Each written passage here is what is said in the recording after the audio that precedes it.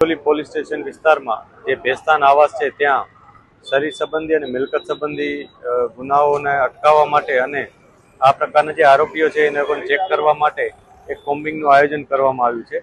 આ કોમ્બિંગમાં zone 2ના 5 police સ્ટેશનમાંથી પોલીસની ટીમો બનાવી અને જુદી જુદી ટીમો અહીંયા બનાવવામાં આવી છે, જેમાં 6 અલગ અલગ ટીમો છે, જેમાં અમે મહિલા પોલીસ પણ સામેલ રાખી છે.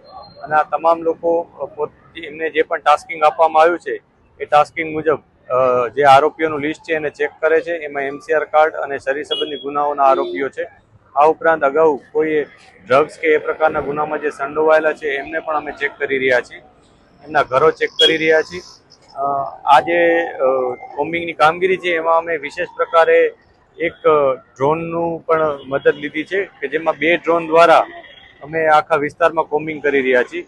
આ ડ્રોન અમને એરિયલ સર્વેલન્સની દ્વારા મદદ કરે છે, જેથી કોઈએ છત ઉપર અથવા અન્ય કોઈ જગ્યાએ કે અવાવરૂ જગ્યાએ પોતાની કોઈ વસ્તુ છુપાવી હોય અથવા કોઈ ગેરકાયદેસર પ્રવૃત્તિ ચાલતી હોય એના ઉપર અમે નજર રાખી શકીએ અને તત્કાલ એના ઉપર કાર્યવાહી કરી શકીએ.